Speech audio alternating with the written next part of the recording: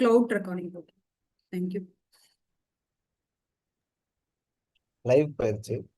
Recording cloud recording.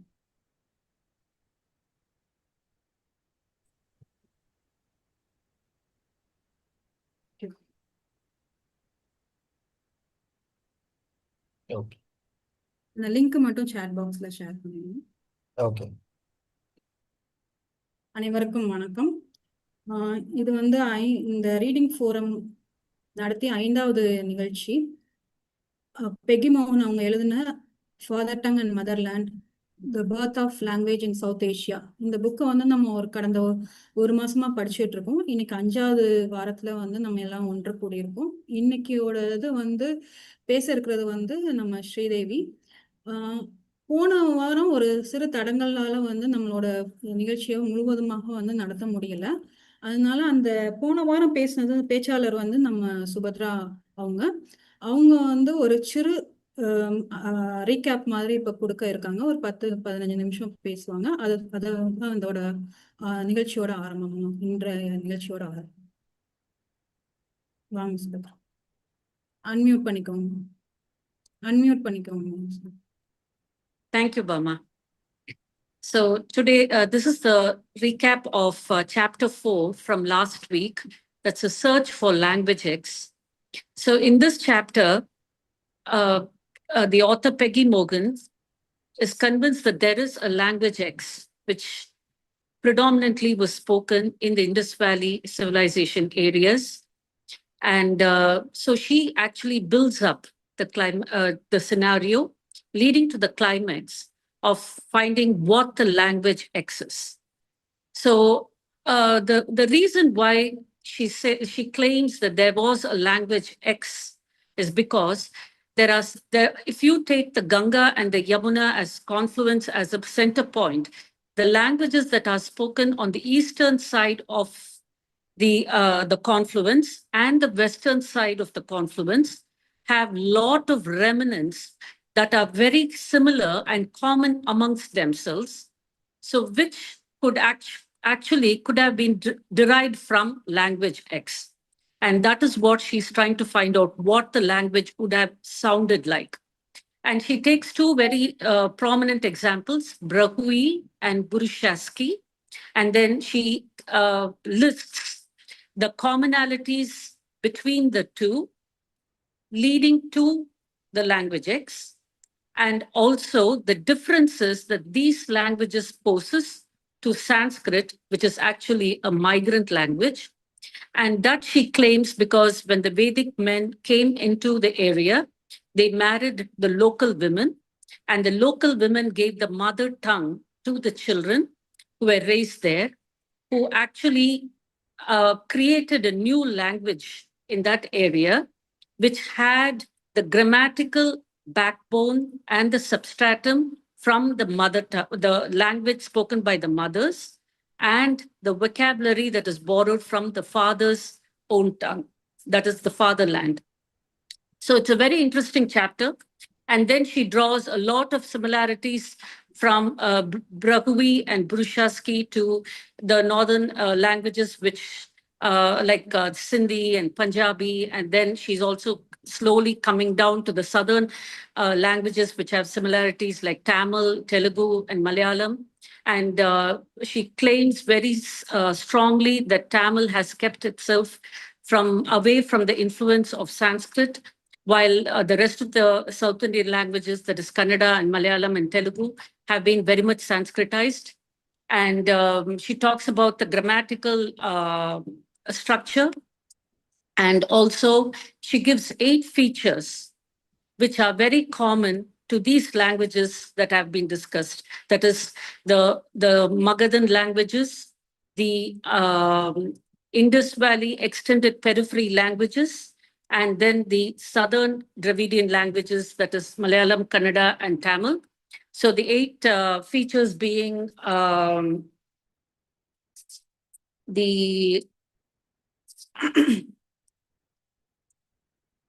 one second. Reflex. In a bummer? Retroflex, aspirated sounds. Yes. retroflexes, aspiration, the aspirated sounds, then the word order, that is the subject, object, and verb, and then the compound verbs, the light verbs, then the reduplication of words like, ache, telling it a couple of times. So the reduplication of the words. And so she says these are all very much common amongst these languages. And so we have come closer into identifying what that language X, which originally was spoken in the IVC area, could have looked like or could have possibly resembled. So that is where we stopped last week. And now we will move on to this week's discussion with Sridevi, who's going to be reviewing. Thank you so much. Thank you, Suganya. ரொம்ப நன்றி. இன்றைய பேச்சாளர் திறனாய்வாளர் நம்ம ஸ்ரீதேவி சுகன்யா. அவங்கள அறிமுகப்படுத்துறதுக்கு முன்னாடி அரசு ஐயா, நீங்க எல்லாரையும் வரவேற்றீங்களா? அன்மியூட் பண்ணிக்கோங்க. வணக்கம். அனைவரையும் இந்த படிப்பு வட்டத்துக்கு வருக வருக என்று வரவேற்பதில் மகிழ்ச்சி அடைகிறேன். சுபத்ராவுடைய அருமையான அத்தியாயம் 4க்கு பிறகு ஸ்ரீதேவியுடைய அத்தியாயம் 5 படிக்க இருக்கிறோம். இது மாதிரி பல புத்தகங்கள் இந்த குடும்பத்தில் படிக்க இருக்கிறோம். ஒரு வள்ளுவர் குறள் எனக்கு நினைவுக்கு வருகிறது. எய்தற்கு அரியது ஏந்தை கால் அந்நிலையே செய்தற்கரிய செயல். அதாவது ஒரு நிலையை, நல்ல நிலையை அடைஞ்சிட்டோம்னா, அரிய நிலையை அடைஞ்சிட்டோம்னா அதுதான் செயற்கரிய செய்யறதுக்கு ஒரு நல்ல வாய்ப்பு அப்படின்னு சொல்றாரு. இந்த மாதிரி பல்வேறு தரப்பட்ட அறிஞர் மட்டம் படிப்பு பின்னணி உள்ளவர்கள் ஒன்று இணைந்து ஆராய்ச்சி ரீதியில் ஒரு ஜேர்னி ஆஃப் சிவிலைசேஷன் ஆரம்பிச்சது நம்ம படிக்கணும்னு நம்ம ஒன்று திரண்டு இது ஒரு குழுமமா மாதிரி சரியா இயங்கிட்டு இருக்கிறது ஒரு செய்தற்கரிய செயல் தான். இது மாதிரி பல இடத்துல நடக்கிறது இல்லை. அதனால இதுவே எய்தற்கு அரியது. இதையே நல்ல புத்தகங்கள் படித்து நம்ம அறிவை பிரிக்கலாம். 1+1+1 = 3 இல்லை, 4, 5, 6, 10, 20 அப்படின்னு சினர்ஜிஸ்டிக்கா பெருகும். அந்த மாதிரி இங்க எல்லாருக்கும் நல்ல பெருகி நம்முடைய விசால பார்வையால் விழுங்கு உலகை அப்படின்னு சொன்ன பாவேந்தருடைய சொற்கள் எனக்கு நினைவுக்கு வருது. அது மாதிரி விரிவடைந்த பார்வையோட, ஆய்வு மனப்பான்மையோட நம்முடைய வரலாறையும் நம்ம அணுகணும்னு கேட்டுக்கிட்டு மகிழ்ச்சியா உங்களை மீண்டும் வரவேற்பதில் மகிழ்ச்சி அடைகிறேன். வணக்கம். நன்றிங்க ஐயா. அதாவது இதோட ரீடிங் ஃபோரமோட நோக்கத்தை ரொம்ப தெளிவா மறுபடியும் எங்களுக்கு சொல்றீங்க. இதை கேட்டு நாங்க எல்லாருமே பயனடைஞ்சிட்டு இருக்கோம். மேற்கொண்டு இதை எடுத்து செல்வோம். இன்றைய பேச்சாளர் ஸ்ரீதேவியை பற்றிய ஒரு சிறு அறிமுகத்தை நான் கொடுக்க இருக்கேன். இவங்களை எனக்கு ஒரு 2 வருஷமா தெரியும். ஆனாலும் முறையா தெரியாது. இன்னைக்குதான் முறையான ஒரு எழுத்துப்பூர்வமானதை அவங்ககிட்ட வாங்கினேன். அதை உங்க எல்லாத்தையும் பகிர்ந்துக்கிறதுக்கு எனக்கு ரொம்ப மகிழ்ச்சி. ஸ்ரீதேவி சுகன்யா ஒரு திறன்மிக்க தொழில்நுட்ப வல்லுநர் மற்றும் அறிவை பகிர்வதில் ஆர்வம் கொண்ட எழுத்தாளர். கணினி அறிவியலில் BE மற்றும் மேலாண்மை துறையில் MBA பட்டம் பெற்ற இவர் முழுநேர மென்பொருள் பொறியாளராக பணியாற்றி அனுபவம் பெற்றவர். தற்போது UiPath, RPA மற்றும் மைக்ரோசாஃப்ட் பவர் ஆட்டோமேட் தளங்களை மையமாக கொண்டு தன்னிச்சை திட்டங்களை மேற்கொண்டு நிறுவனங்களின் செயல்முறை தனியாக்கத்தில் ஆட்டோமேஷனில் மதிப்பூட்டும் தீர்வுகளை வழங்கி வருகிறார். தனது தனிப்பட்ட வலைப்பதிவில் AWS Cloud, UiPath, RPA மற்றும் புதிதாய் உருவாகும் தொழில்நுட்ப கருத்துக்களை குறித்து தமிழில் எளிமையாக விளக்கும் கட்டுரைகளை எழுதுவது இவரது தொடர்ச்சியான முயற்சி. தொழில்நுட்பத்துடன் பாரம்பரியத்தையும் இணைப்பது இவரின் தனிச்சிறப்பு. ஹெரிட்டேஜ் இன்ஸ்பயர்ட் சங்கக்கூடம் வழியாக டாக்டர் வேதாச்சலம் அவர்களின் கோவில் கட்டிடக்கலை, கல்வெட்டு, சின்னவியல், ஐக்கனோகிராஃபி ஆகியவற்றுக்கான அறிமுக பாடங்களில் கடந்த 1.5 வருடங்களாக பங்கேற்று நம் கலாச்சாரத்தையும் மரபையும் புரிந்து கொள்வதிலும் பரப்புவதிலும் ஈடுபட்டு வருகிறார். மேலும் இவர் மட்டும் கற்றுக்கொள்ளாமல் இவர் பிள்ளைகளையும் கட்டாயமாக இதில் ஈடுபடுத்தி அவர்களும் குடும்பமாக இது எல்லாத்தையுமே அவங்க கத்துக்கிட்டு வராங்க. இன்றைய உரையினை வழங்க ஸ்ரீதேவி அவர்களை வரவேற்கிறேன். ஸ்ரீதேவி, வாங்க. நன்றி பாமா. வணக்கம் அனைவருக்கும் வணக்கம். இந்த ஒரு அற்புதமான ஒரு புத்தகத்தை கொடுத்து அதை வாசிக்க சொல்லி இந்த குழுமத்துல என்னை அறிமுகப்படுத்திய பாமா அவர்களுக்கும் தொடர்ச்சியாக இதில் என்னை பங்கு கொள்ள ஊக்குவிக்கும் அனைத்து தோழர்களுக்கும் என் நன்றி. நான் ஷேர் பண்ணட்டுமா பாமா பிரசன்டேஷன்?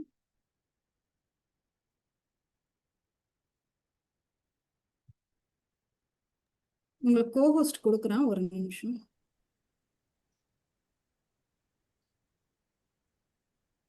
இப்ப பண்ண முடியும் ஸ்ரீதேவி.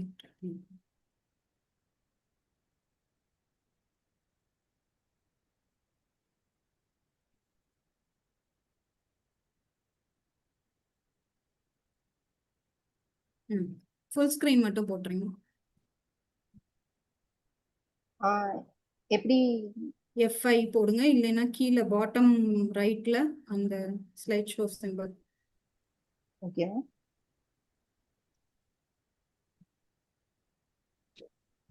மேக்புக். ஓகே, தெரியுது ஸ்ரீதேவி, நீங்க ஆரம்பிக்கலாம். ஓகே. அனைவருக்கும் வணக்கம்.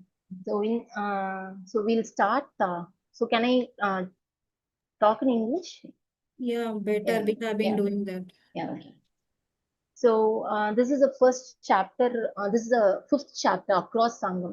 So when I looked into this chapter, why Across Sangam, I immediately related it to the Sangam literature. But after which I found out why this topic. So why she has given it Across Sangam. So when I went and searched for this word Sangam, it is nothing but a confluence of rivers is what, and it has this origin of Sanskrit. So in the first page, she's mentioning that it is otherwise called Sangam or confluence. So again, she's mentioning it's a junction of two rivers. So we'll be leading to which two rivers is she mentioning about. So this is one of the map that is seen in the chapter 2. So where she's calling this Job and confluence, it's nothing but the Ganga Yamuna confluence. So when she's talking about the first chapter, she was talking about her Creole model. So how is it different from the other languages and the other language features, like why this Creole model has been taken for analyzing the South Asian languages. In the second chapter, she was mainly talking about the Deccan, that is about the darkening. And third chapter was about the ergativity, and fourth was about the language features. And in this 5th chapter, she's mentioning about all these topics together. So it's a very, very vast chapter indeed. So this is a general thing we saw. So Western Indo-Aryan. So in the search of the language X, we were seeing about the Western Indo-Aryan languages. And today, this chapter Across the Sangam is mainly about the Magadhan languages. So this is a confluence she's talking about. And she's saying that this Western Indo-Aryan is ending, its eastern border is this confluence. So this is what we are going. So the what is the real question? So it's about nearly about 60 to 70 pages. And one question she's always talking about is, are the Munda people and the Munda language truly Astro-Asiatic? So here, what do you mean by Astro? So it's nothing but Astro means it's south. So is it why these Munda people and Munda languages are not classified into other group? So the entire chapter runs behind this single question, and she is pointing out, let's see how is she proving that, is it really truly Astro-Asiatic, or is it belonging to a partly Astro-Asiatic or to a different place? So when we say about the Astro-Asiatic languages, so these are the different classifications linguistics have given. And today we are very focused on the Munda and the Khmer language. I think you can see where is the Khmer language and the Munda language. So she starts the chapter with these questions. So the first question she's asking is we all have, she actually starts with a story of how this confluence is actually addressing to. So she says a monkey is jumping into this confluence, this Sangam, and when it gets up, it becomes a beautiful lady. And is it true? And what is something very true about this story, or what it really denotes is, and she's asking, so why is this story is relevant to this chapters? She's saying that the Vedic people never, the Vedic Brahmins never crossed the confluence. So they always had that this is my eastern limit. So the extended Indus Valley civilization eastern limit is this confluence. Okay, next she's asking, these are some of the questions she asked. So we have all seen like Ashoka as a Magadhan, but his pillars always, it should have only the Magadhan Prakrit, but it is almost leaning towards your Western IVC Prakrit. Why is that? And she's saying there is a very disconnect. Even in the previous chapter, she was saying, why is it there is a disconnect between the Prakrit and the languages after the 10th and the 12th century. Then she's asking whether the Magadhan Prakrit, the Pali and the Attamagadi, are they aliens to the West? So West is what she's meaning to the west of the confluence, that is your extended IBC. And what is special about this Magadhan land? Why are we considering the Magadhan land? And what is the connection between the Magadhan land and the Mundas? And how old the Munda language? And how can it be still alive? And she starts this chapter with an important question: how were the tribes of India classified? Okay. Now, when she's describing about the Magadhan land, she's saying it's a very different land. Why is it different land? Because she, in a book, she's saying like even before the Vedic Brahmins came inside this land, they have followed non-violence. They had six different principles, she's saying. Like they have the rebirth concepts, and they wanted to have a lightest ecological footprints. And we have always seen that the gender agreement and the ergativity always go together. But in Dakini language, we saw that it did not have ergativity, but it had gender agreement based on the Urdu. So Telugu gave its it gave the substratum. So that was a mother tongue, and the father language was your Urdu. So now she's saying this Magadhan language has no gender agreement and no ergativity, but still it is very different. And what makes it different? And she's saying like even within the Magadhans, the language is again internally divided into little people language and the elite language. So that is what she's mentioning in the internal divide within the Magadha. So we have to understand the Magadha is completely different from the extended IBC, and still within the Magadha, there is again one more division, which is an internal divide between the Magadhans. And that internal divide is again based on the little people language and the elite language. And it was always against Brahmanism. So now let's come. So this is what she's mentioning in Chris, like this is the eastern edge of the extended IVC periphery. So we again saw the Vedic people, that is the Aryavartas, they were dissuaded from crossing the other side, except for discussions, like short discussions. They have never crossed it in the initial stages, and it is completely a new language zone. And there you can see the inequalities within the society, the elite education and the little people's education. So here we have two different Magadhan languages. The westernmost is called the Bhojpuri, Magadhi and the Maithili, and the eastern Magadhan is your Assami, Odia and Bengali.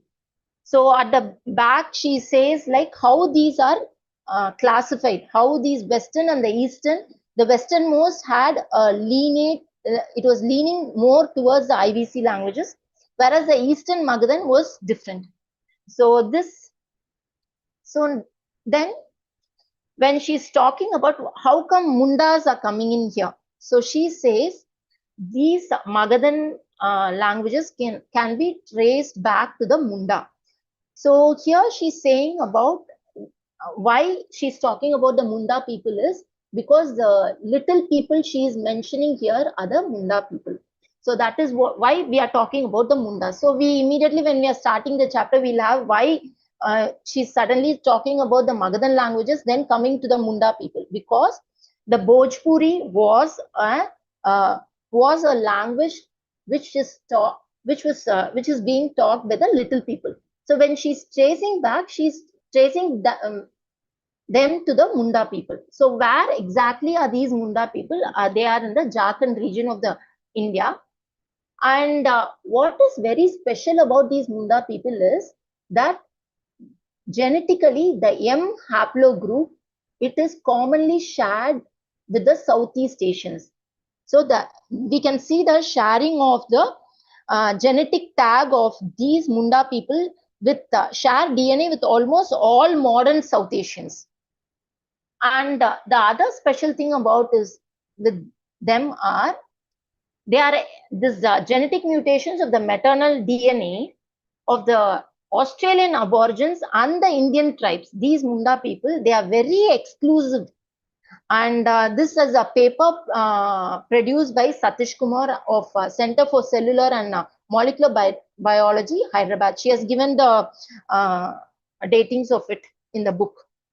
So here she's saying that she's comparing this Munda people with the Australian Aborigines. And the Australian Aborigines, from the genetic mutation, they also have the retroflexes as we have in the Munda languages.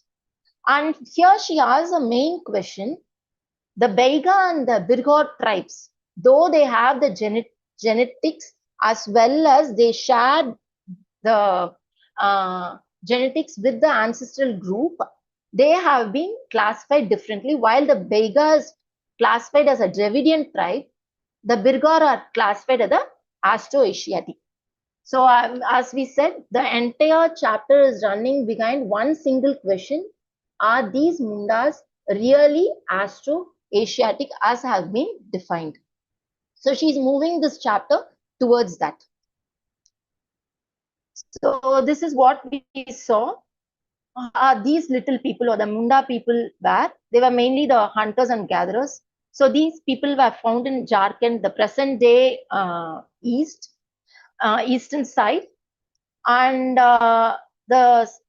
the language of Munda is again divided basically into many languages. So here we have the Santali is the largest group, then followed by the Murgar, and these are the other tribal groups we have mentioned. She has mentioned in the book. So this is a map of the Munda family. So this is North Munda and the South Munda family. So these are this is the Santali. Then you have the whole language, Mundari languages. And there are other types of languages here. So this is exactly what she has given in the book. So the North Munda and the South Munda. So then we saw about there are Magadhan languages. So these are the three westernmost Magadhan languages. And when we are reading this chapter, how can we read this chapter? So she has given the intro. She has asked so many questions in this chapter. The main question, as I see, is this language, Munda language, Austroasiatic? But then she had so many questions. But how can we read this chapter for the readers to proceed? How can you read it? So I think we can read it like first she says a story of migration. Then she talks about the genetic evidences. Then as usual, she's taking the language, the vocabulary, the numerical classifiers, and the subject and the object markings. Then she talks mainly about the history of this land, why this land is very special. So before I get into the other slides, I'll just brief about this slide. So this migration we saw in Manivanan sir's the Eragative Dragons chapter, how the first Indians were out of the Africa. So the first question she asked is, so the first Indians were out of Africa. So were there no other people living in the other regions? So first question is that she places. So first she says there would have existed already some of the people, and she calls them Munda people. So maybe we can keep them as a Munda people. So when the first Indians are out of Africa, so how she calls them successful. Why she is calling them successful is because they were able to live, that they were able to create a progeny, because they did not, their genes did not die out, or they did not end out. So that is why she calls them successful. So these are the first out of Africa. Then we have this migration of farmers from the Zagros mountains, and she says that these Munda people, they would have been spread all over the region from the IVC till the even till the Malaysian peninsula, because during the Ice Age they would have spread, and those who have settled, those people, the Munda people who would have settled in the Zagros mountain, they would have been in contact with the farmers from the Zagros mountains, and they would have constituted the Dravidians, she calls them. In one of the lines, she's mentioning about that.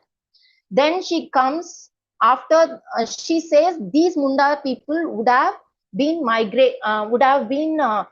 joining with the farmers in the Zagros, and they would have constituted the Dravidians, while the other Mundas, they would have been left alone. So these Mundas were staying in the Gangetic plains, or in the beyond the confluence, and those would have, then the migration of the Southeast Asia would have happened because of the Japiano rise she's mentioning at the later stages.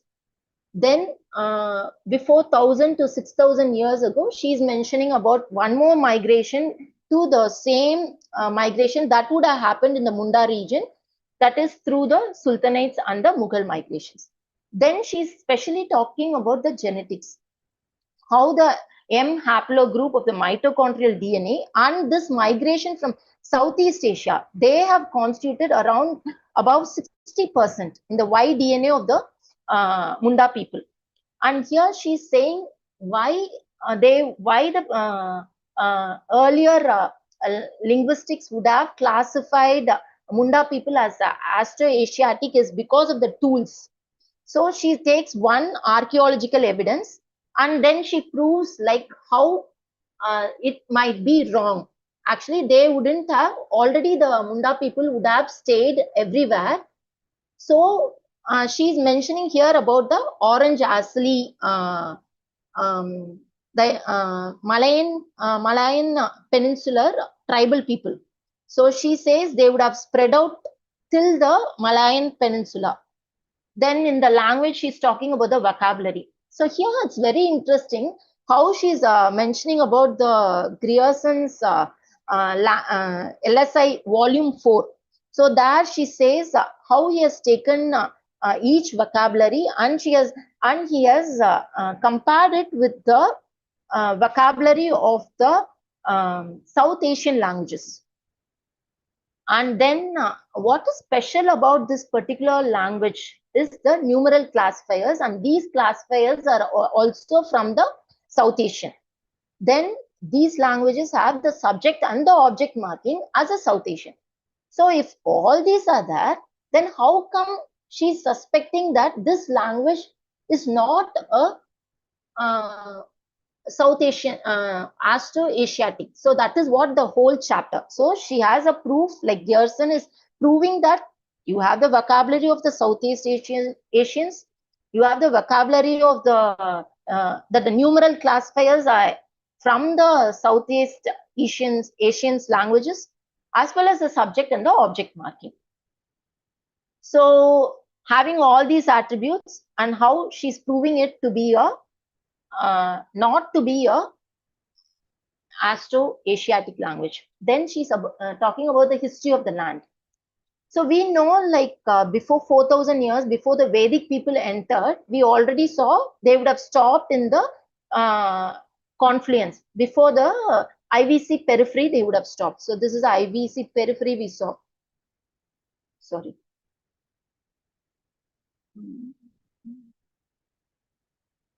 So she argues that these Vedic people would, there would have been a non-Vedic people also, and they are called the Vratyas.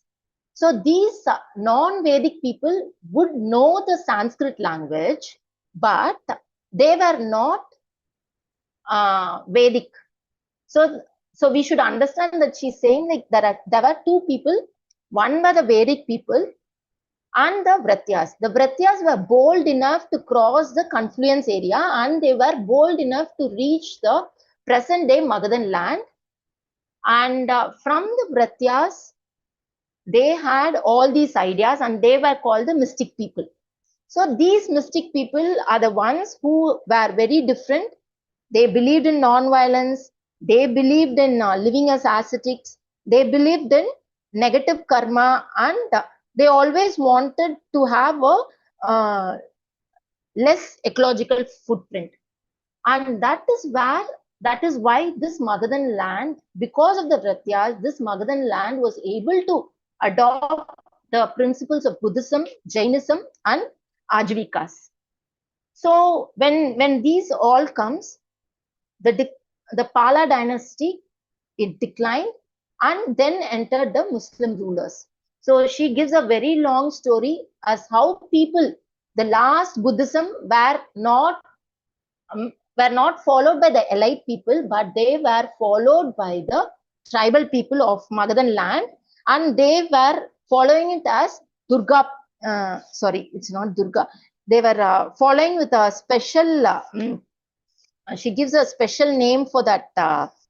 I'll just. She gives a special name for them maintaining. It's not called Buddhism, but they are maintaining it with a special tribal religious facts. Then the Pala dynasty declines, and these Buddhist people, the tribal Buddhists, are converted into Muslim rulers. They are converted into Muslims. They are willingly converting themselves into Muslims. Why? So the question, why are they converting themselves into Muslims? And why? What happened? What was the need for those tribal people to accept the Muslim rulers? So this is a overall view of the entire chapter.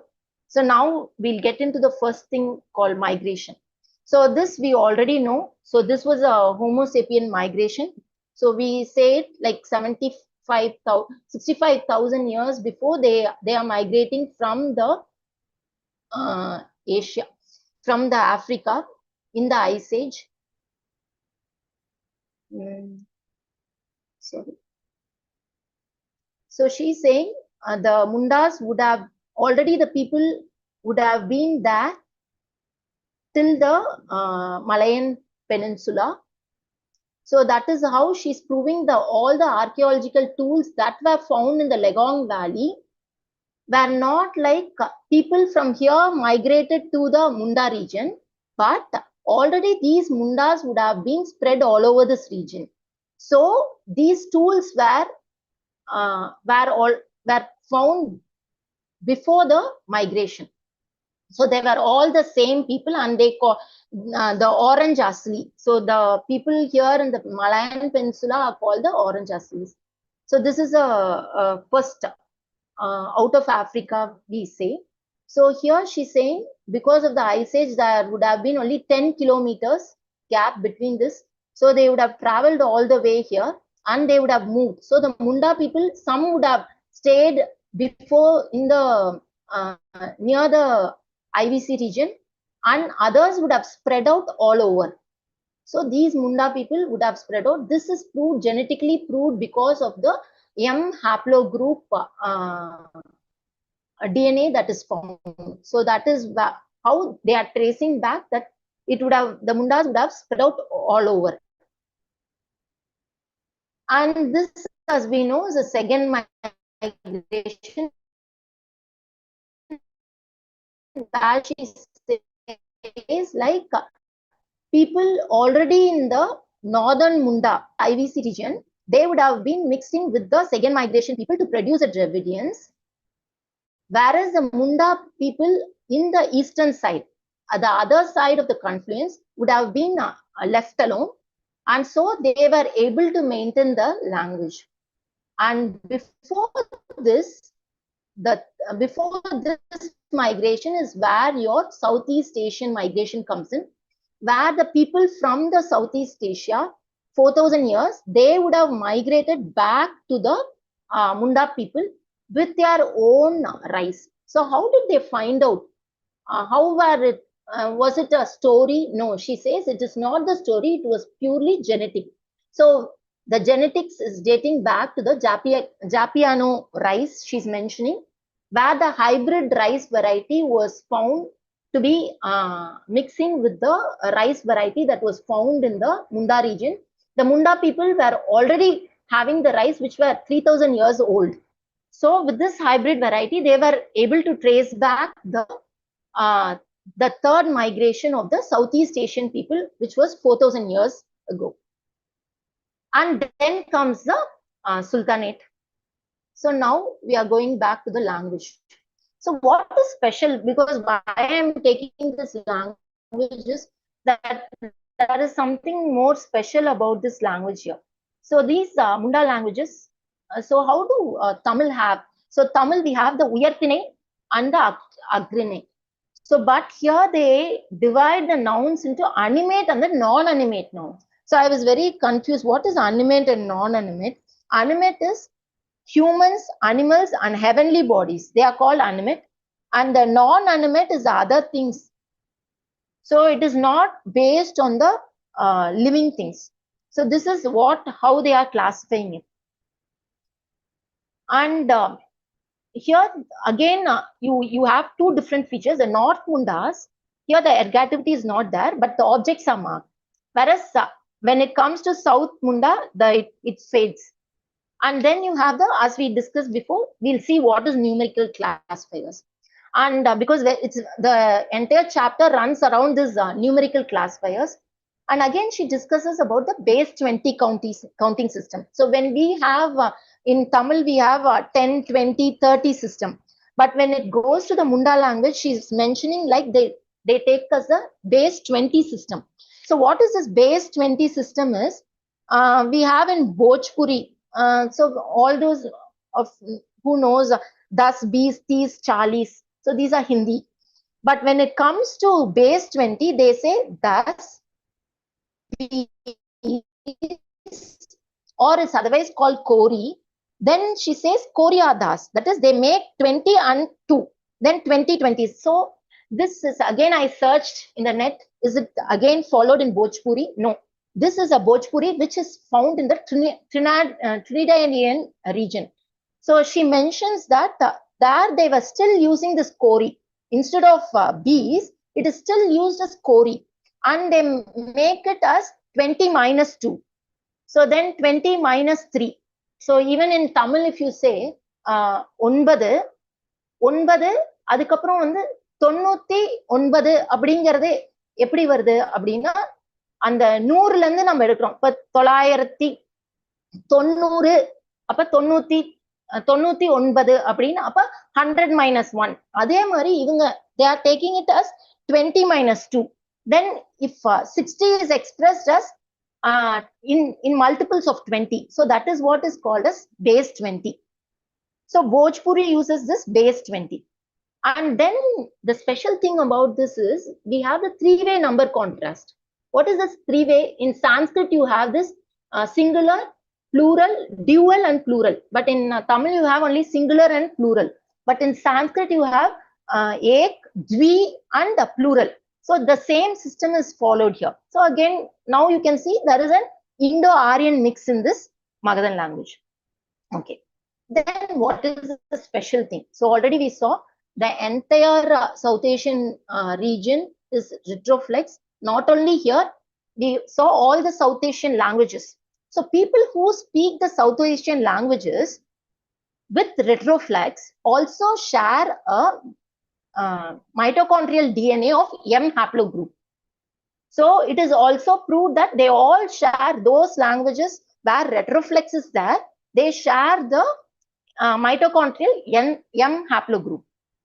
And we already saw these are the ergative areas. So, but we already saw that Magadhan languages doesn't have ergativity, but few we can at later chapters she says ergativity is declining because of the subject and the object markers. Let's see that. And now, okay, now let's see what were the theories and the debates. So he's a main person, Grierson's Linguistic Survey of India. So his volume 4 talks mainly about the Munda languages, Dravidian and the Munda languages. So here he makes a main 3 points. The first one he says is that it shares the vocabulary is sharing with the Southeast Asians.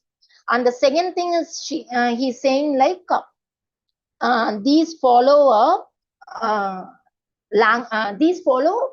a vocabulary which is numeral follow a mixed of Austroasiatic. But he never mentions about the numerical classifiers in his book, in his volume 4. Then he mainly says that the languages are originating based on the races, the classification of the races. So which Max Muller is completely against, and he is saying no, it cannot be against the one. So Max Muller is saying no, he is taking the difference in the vocabulary, grammar, and the number system.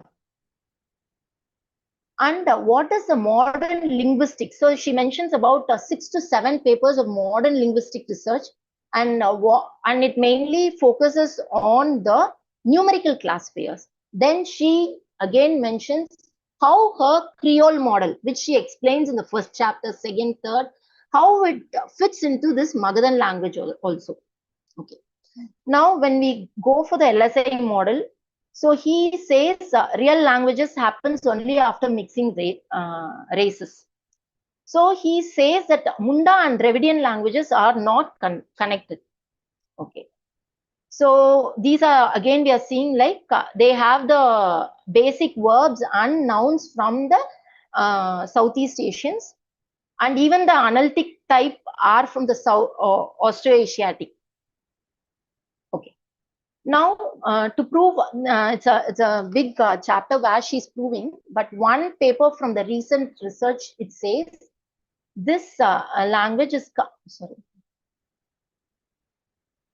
It's the Mon-Khmer language is completely different. It's exactly opposite to the Munda languages. So this has been proved, and you can see like how the even the phrase accent, like the falling and the, so when you search in the net, you can see the initial word pronunciation of the language, the difference between these two languages. So I just checked for the falling and the rising, it was very different. So it is being said it is exactly opposite. Though the previous linguists say it is completely, though they share the common vocabulary, but the structure is completely different. Okay. Now we'll go to the numerical classifiers. So before we need to know what are these markers. So the markers are nothing but we can classify them as case marker, tense marker, and the plural marker. So this I just took it from for case marker, like I alku innadukan. So these are added to the nan avanai parthen. So it is always added to the object. So tense is how nan parthen parkiren. So it is always added to your verb. And your plural is we add kal. So these are the markers. So she makes case marker, tense marker, and the plural marker. These are the markers generally we see. Now, what is this numeral? So we have a plural marker. We have only kal. But what is different in this Munda languages? See, they have here do bai te. two brothers were there. There is no marker at all. இரண்டு சகோதரர்கள் இருந்தார்கள். So இரண்டு சகோதரர்கள், so plural marker இருக்கு.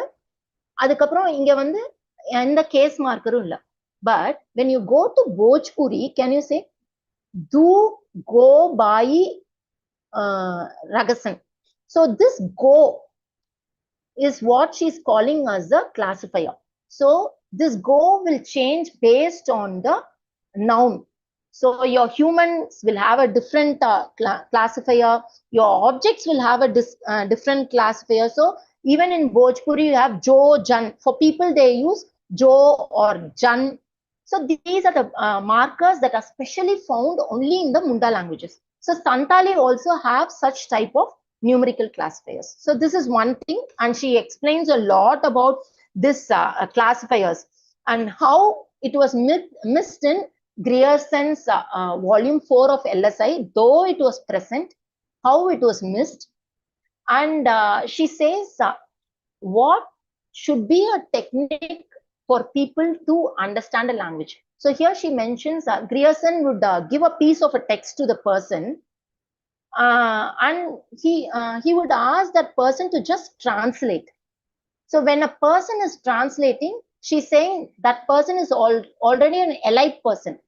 So the elite person will not use a word or a classifier that is used by the little people, because he wants to make that language to be elite. So that is how Grierson was missed the numerical classifiers in his document, though it was present. So now this is how she talks about the numerical classifiers. And then the one more very important thing is your subject object marking. Okay, I'll just see this. So I saw 3 big cows. So this is an English sentence. So here we already saw this is I is your in, it's a pronoun, and per ya. So here ya is your numerical classifier. Then comes your big object. Now the verb here is again taking so many. Can you see there are so many words added to it? Ne is a verb, root verb, but the ne has 2 or 3 they call it as there are so many markings behind this. So let's see what are they. So this is a subject noun. So it doesn't have any markings, but this is what she calls it as clitic. So there is an in. So can you see? There is a in here. Can you see the in here? So this in is getting attached to the verb. So this is called the subject marker. So this object and the subject markers are always taken to the verb. And now we are marking the object. So here we can see the guy is a noun, and this co is again your object marker. See, can you see? This is your subject marker that will be based on this subject, and this co is again based on this object.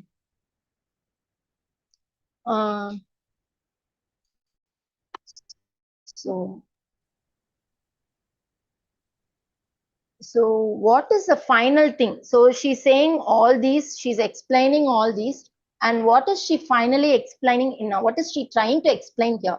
Is that she is saying that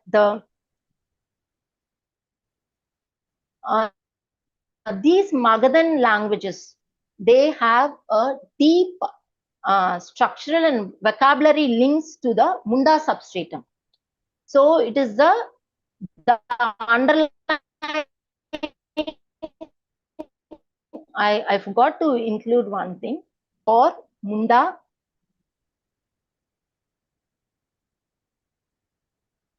On the top of that, so this will be your mother tongue.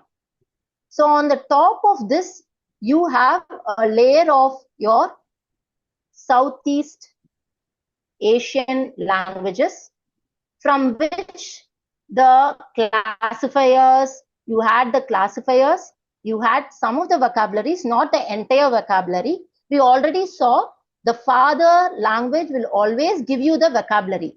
but the grammatical substratum will be always your mother tongue.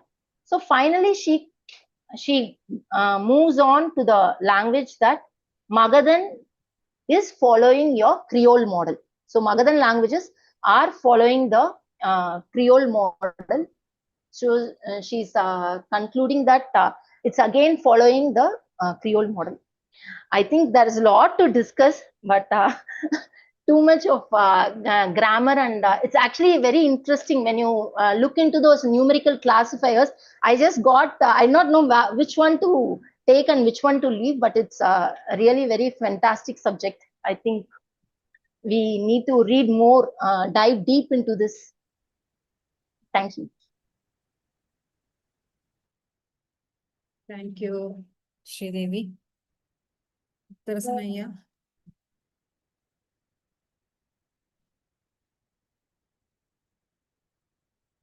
எனக்கு ஒரு கேள்வி இருக்கு. கேட்கலாமா? We can go to question now, discussion. So what are the present Munda, like what are the present Munda languages that is being spoken currently, like Yeah. the tribes? That is your Santali. So we had a list of languages. We showed, it is shown in the map, right? So you had the list of languages, North Munda languages and the South Munda languages. Then you have the Magadhan languages. From that, the Munda took all the Southeast Asian features as well, and it has evolved into the Magadhan language of Bhojpuri. She gives a list of Bhojpuri, then Western and Eastern. Maybe in the slide I can show. Even in her forward, in the very first page, she says Santali, Bengali is constructed upon Santali, right? Yes. The forward Yeah, she does. Yes. Right. And like again, like I see a confusion here, like you talked about the migration, and the first Indians, she claims that the first Indians were speaking Munda, and they had got touch with the Iranian farmers and then become Dravidian. But I don't remember seeing a proof for it, saying like, I see that contradiction. Maybe I'm not framing my question You're not alone, Bama. So even I was confused a lot when I only glanced at it. I'm not going to say that I thoroughly read it, but when I went through the chapter, like she was going back and forth here and there and jumping. Actually, Sridevi did a very good job. Absolutely, Very yeah. dense Kudos chapter. to you, Sridevi, because I don't know how you were able to digest the whole jumping around. But my question, maybe this is for you, Rajaya. So recently there was an article about the M130 being found in South India with Virmandi. So according to this chapter, there should have been more M130s in the Munda tribes. But why No, they her didn't argument, find it? the key difference, I think, key important point, I think that pointed out with Peggy takes this view, and I think Sri emphasizes, she ignores the male. That's why it is mother tongue. So with the M she talks about is have mitochondrial DNA, M, and therefore, but you find actually M in the M1 is the earliest. So far, M1 has not been discovered in India. M2 is the second oldest. That has been there. You see a lot of M2 in South India. You don't see M2 as much in North India. You do see them, but not as much. But you find them greater presence in the tribal population and lower caste people than you do in the higher caste people. Higher caste people tend to belong to R and U rather than M. But anyway, that's another deciphering that needs to be done. But I think there's a very important insight that was carried out, which Sridevi brought it up. But there's I found a lot of similarities between the Munda language and the Dravidian language, which is the subject, object, verb, and also it's agglutinative and postposition. These are important characteristics, together with some retroflex phonemes. And I think retroflex phoneme has been deeply studied. So the three important characteristics are there. On the other hand, ergavity is completely absent in Dravidian languages. It's present in Munda language to some extent, not fully. On the other hand, Peggy Morgan argued when she discussed language X in chapter 4 that ergavity was part of the properties of the language X because adjoining languages have that grammatic characteristic, right? So this is sort of in between. There is some similarity between Munda language. I may make another important observation during my travel. Bihar, which is sort of east of Sangam, you find the three major language groups spoken there, which is the Indo-Aryan and of course Dravidian, as well as the Eastern language to which Munda belongs, the Northern Munda language. All three language groups exist in Bihar, and Hindi is not Which the major Dravidian, language. which Dravidian did you see there? Kuruk is one that I remember. There's another one. They're spoken by the tribal Okay. people. Okay. The details are in many places, but I can dig them up. And of course, that belongs to Northern Dravidian language group. Do you know what the difference between Northern Dravidian language group and Southern Dravidian language group?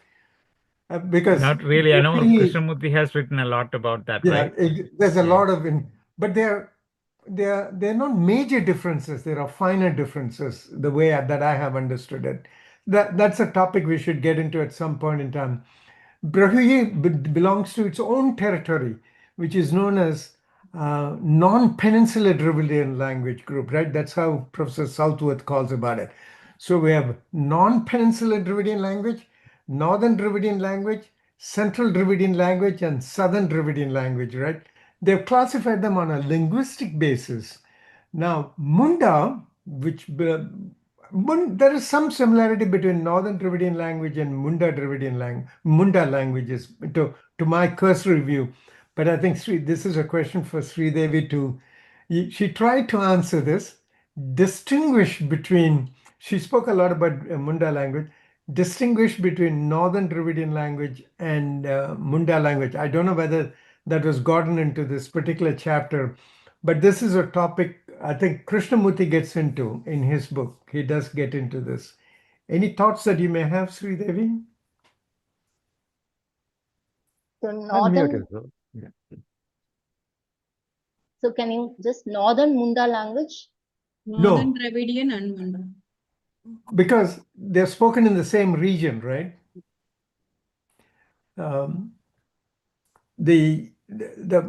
But anyway, that is not an easy question to answer because I don't have even thoughts towards it. If you ask me what is the difference between Northern Dravidian language and Central Dravidian language, to which Telugu belongs, I won't be able to articulate it carefully. Telugu has got many other features that Tamil does not have, right? Many of us know this. Not only it has absorbed many, for example, the one that I remember reading is inclusive V and exclusive V. They distinguish not only on the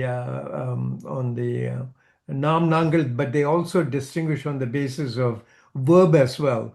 And if you now go all the way to Andaman, they have 4 different groups within the exclusive inclusive. Tamil we have 2, English has 1, Sanskrit has 1, and Telugu has 3, and the Andamanese language was 4 separate categories.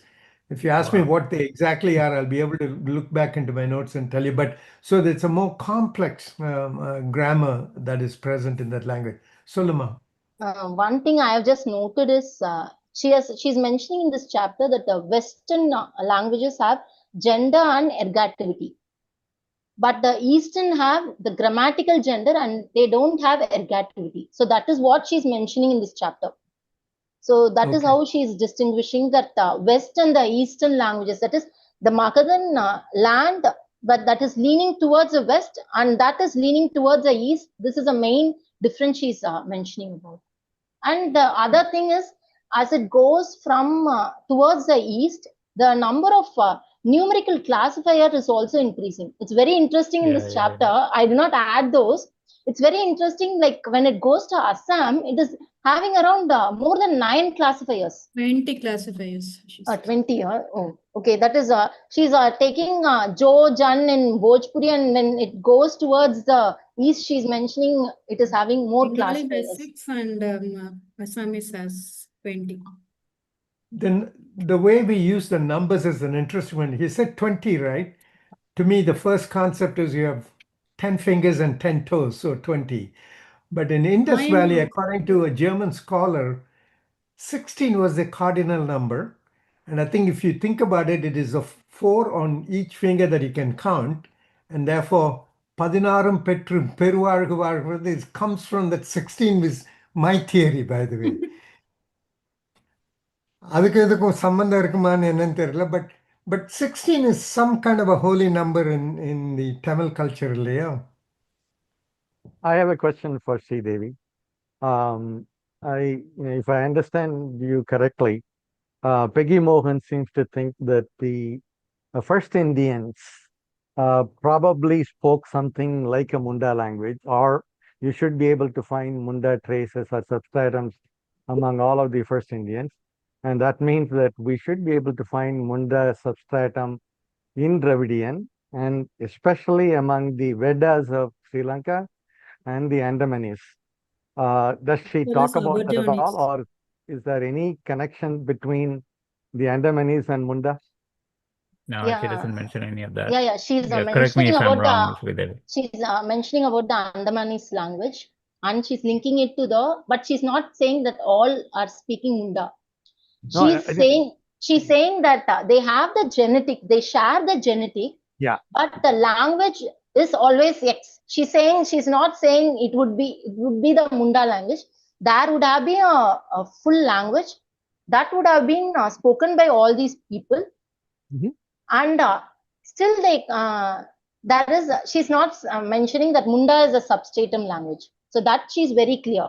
Okay. She's saying there Yeah. might be a language that is base, but it would have evolved, and most of the first Indians would have got these substratums, she's saying. That is what she's Yeah, there's a lot of asked. speculation, but the one point that she really tries to prove in the chapter is about the disconnect that she wants to establish between the Austroasiatic. That's the whole point of the chapter. That's Yeah. how I viewed it. Yeah. Yeah, that is, I got that from Sridevi's talking, particularly the summary. She seems to be driving towards the idea that the Magadhan languages are also Creoles, but this time influenced by the southeastern influence on a Munda base, which is a No. very clever way of arguing that, hey, Creole is not just for the West Indies, it's very global. And Yeah. No, especially in actually, I India. left one layer in between. Actually, it is the Munda substratum. Upon that, you have the Prakrit, Okay. and upon that Prakrit only is coming your Southeast Asian.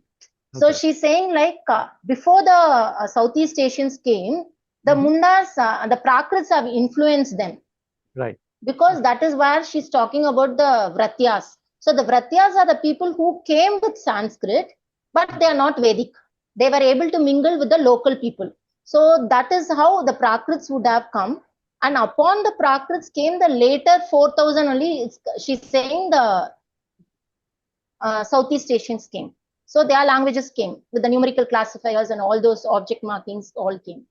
So that is how she's What is the proving. base for the, like, this is a question to anyone here, and maybe Rajaya, you can answer that. What is the base or the root for the Southeast Asian tribe or group? Where are they coming from? Like, all of a sudden they are migrating back into India, but where did they Austroasiatic already? language group. Yeah, The I mean, the technical language group term- or the people who came from the Cambodia region or that Southeast Asia region back into India. How did they get there first? So That's always something that I wondered. This- Can I answer? So Sure, here sure. she's yeah, sorry, sir. no. Here she's mentioning why they migrated back. For that, she's giving a reason. That's because of the Japian, the rice variety. The rice, she's saying, like, because of the rice, the people, it grew over, it grew, too much of rice grew, and people also were, the people also grew in population, and they wanted, when a particular area is populated, they move towards, right? So that is what she's mentioning, like they are moving back again here. So they are actually migrating back. But So, if they why did migrate they go back, from India to why the language has changed when they come back? well, That is the different time If frames, I right? may, It's not the if I may same. interject here, if I may Yeah. interject, the popular understanding among the scholars is rice was first cultivated in Yangtze, and that had a huge agricultural surplus, and the people from that region migrated because of farm production, and they then brought rice cultivation to the Gangetic Valley. And because this has been genetically proven using the genetics of rice, by the way, the rice that is grown in India now is really origin is from Yangtze. It's a crossbreed between the Indian one and the one that came from China, if you will. And although we don't have solid human migration DNA evidence, but we have plant-based genetic evidence of the rice that is being cultivated now. Now, there have been some rice hulls that has been harvested. Current science reported about maybe 15 years ago, 10 years ago, that rice cultivation took place in Gangetic Valley.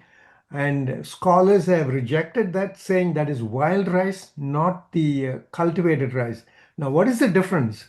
The wild rice per acre will give you X amount of pounds of rice, but the cultivated rice will give you 50 times more. So which one would you want to cultivate? The one that has high yield or low yield?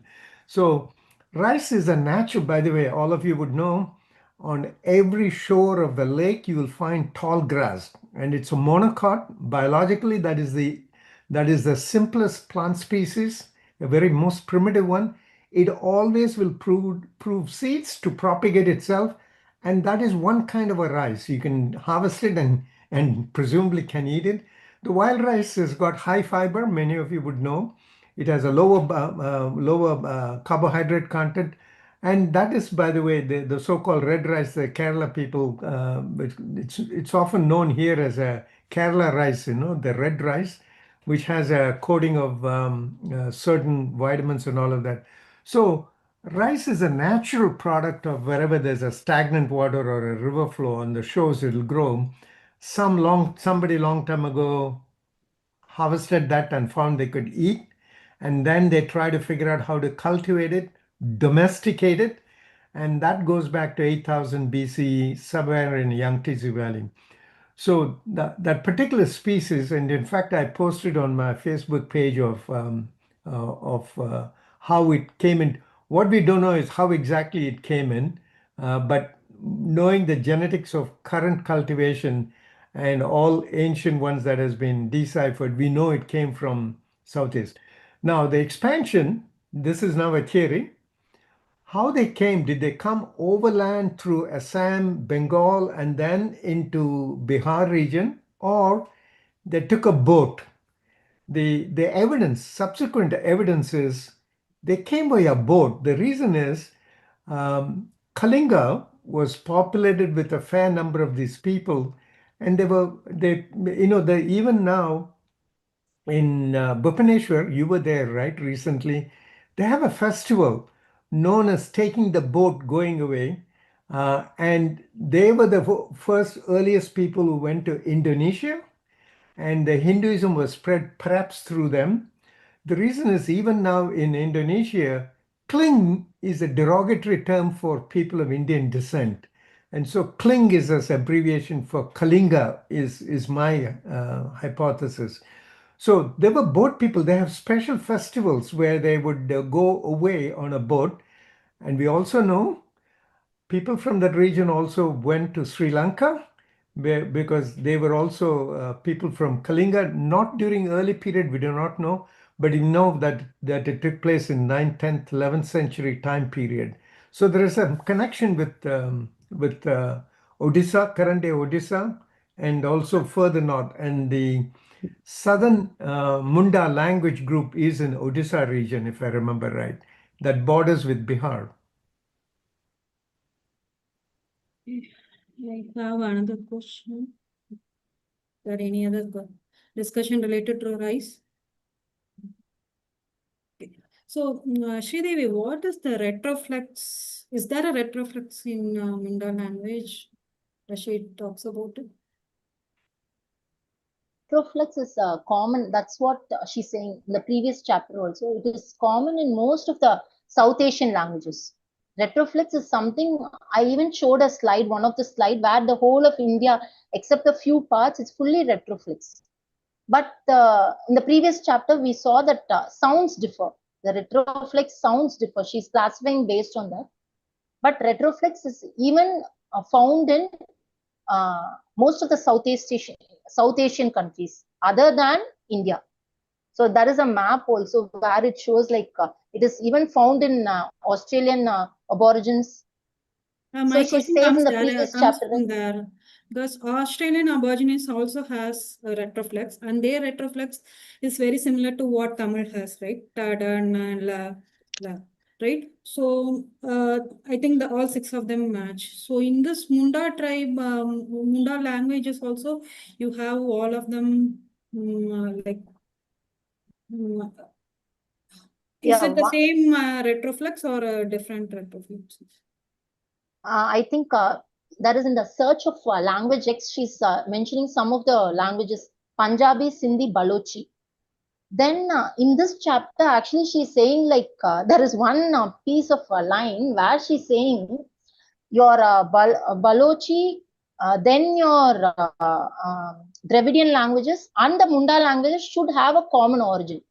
She's mentioning all these 3 languages should have a common. That is what she's mentioning. She doesn't get to answer your question directly, Bama. She doesn't get into the details of which exact retroflex is there in Munda. There is no direct answer to that, as far as I know. But she has mapped the retroflex phonemes in India. Yeah. And there's a more detailed map she's given a talk on, where you find more retroflex in the northwest region than in the east, and more in the south. But there's another remark that came up. The very northern part of northwest has more retroflex phonemes than what you find in Tamil. And the retroflex are divided. This is a little bit of research I did. I dug up information. They're classified by 5 different kinds of retroflex depending upon your tongue position. I'm glad to share with you this particular thesis that came out about something like about 10, 15 years ago, which goes into a great deal of detail on retroflex phonemes in various different languages. It's a very comprehensive study. We should perhaps take that up as an interesting study because it's a very unique identifier for Indian languages, by the way. It's present in other languages too, but not to the extent that is present in India. The classification. But the la is only present in Tamil, you said, out of all of these? Ra. Tamil and Malayalam, yeah. Now, by the way, there is a term known as IPA, which is International Phonetic Alphabet. Right. It's something to be worthwhile understanding because they represent sound by a letter, and apparently a version of Ra is present in the very northern part of Pakistan. And the thought is, the scholars believe it was induced in rather than native to that area. But trying to figure that out from 2,000 years ago will be a pretty difficult task. But a good friend pointed out that the very early strata of Rig Veda has these phonemes, certain phonemes which are retroflex. Later versions did not have. Now, I don't know what that means.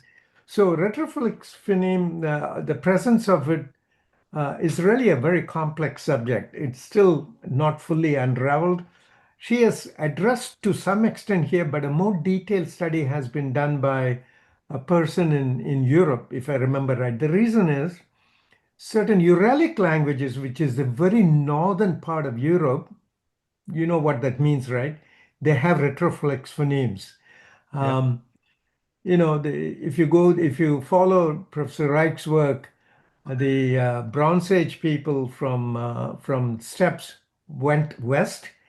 They dominated. In fact, residues of early hunter-gatherers of Europe are absent, literally, but they dominated the culture. But they didn't go up north because it's perhaps cold. And the residues of their ancient hunter-gatherer genes are still present in northern part of Europe, meaning northern Norway, Sweden, that type of an area. They have retroflex phonemes, some primitive versions. Is it because it was there before and the incoming steppe people did not carry them forward? That's, of course, an open question. So it is present in some parts of Europe, but not in a very large portion. It's present in Australia, but not Ra, but Na and La and are present. And also Ta is present, I think. 3 or 4 of those phonemes are present.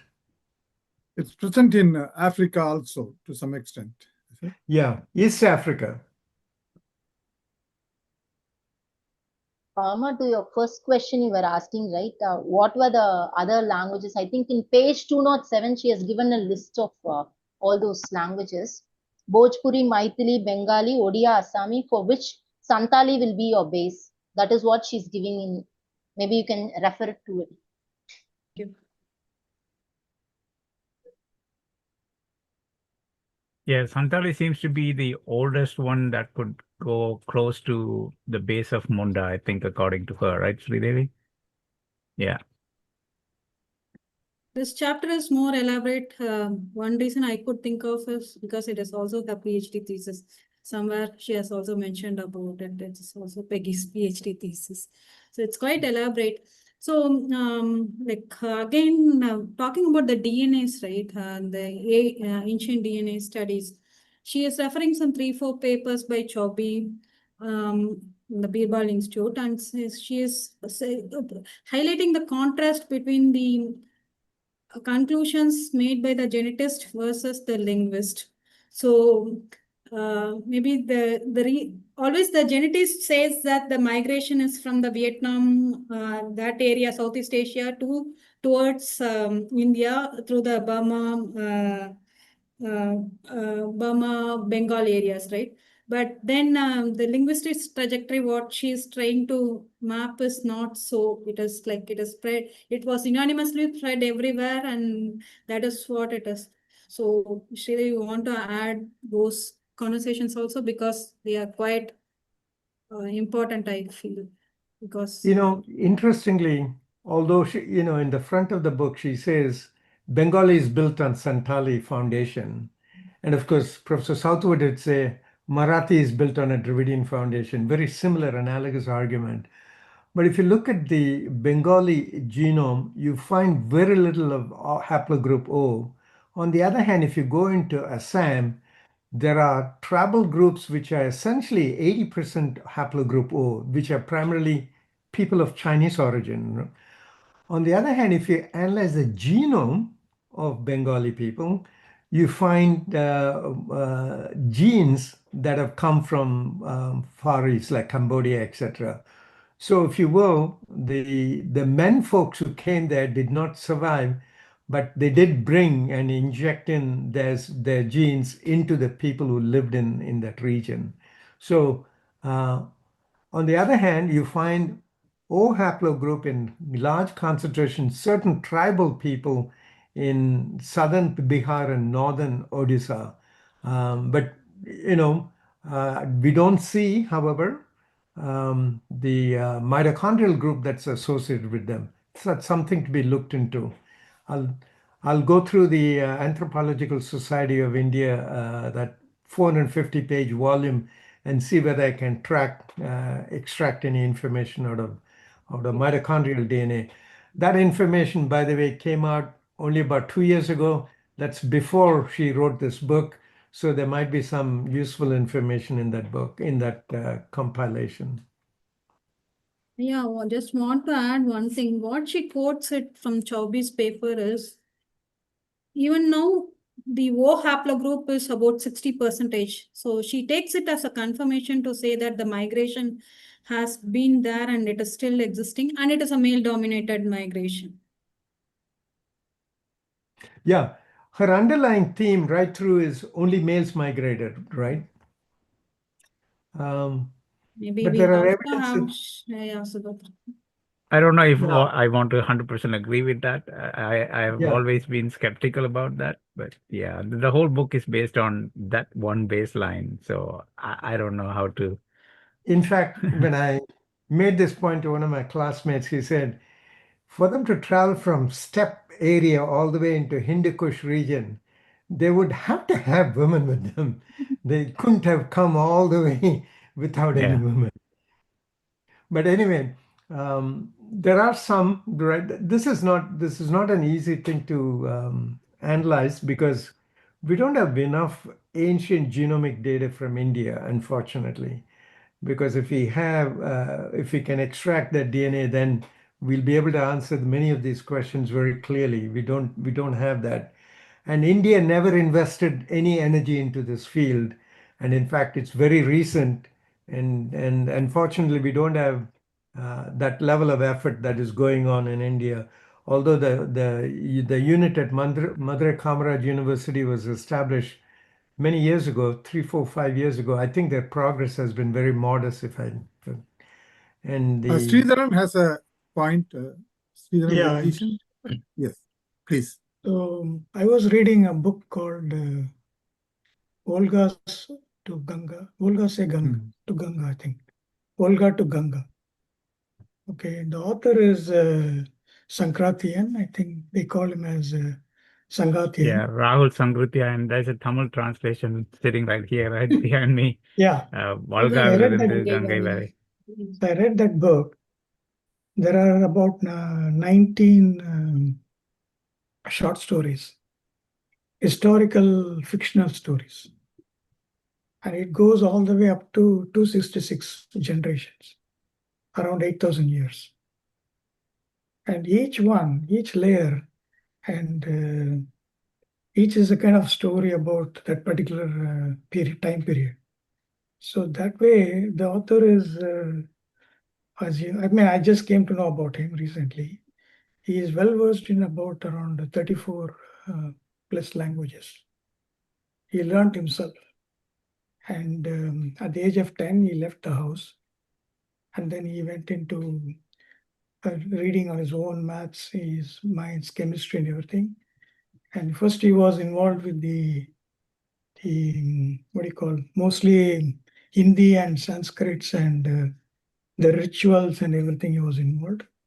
And he felt that the rituals are more towards dogmas. So he moved away from that. He embraced Buddhism. And then he went into Russia. And then he went to Europe. And then he went to Tibet.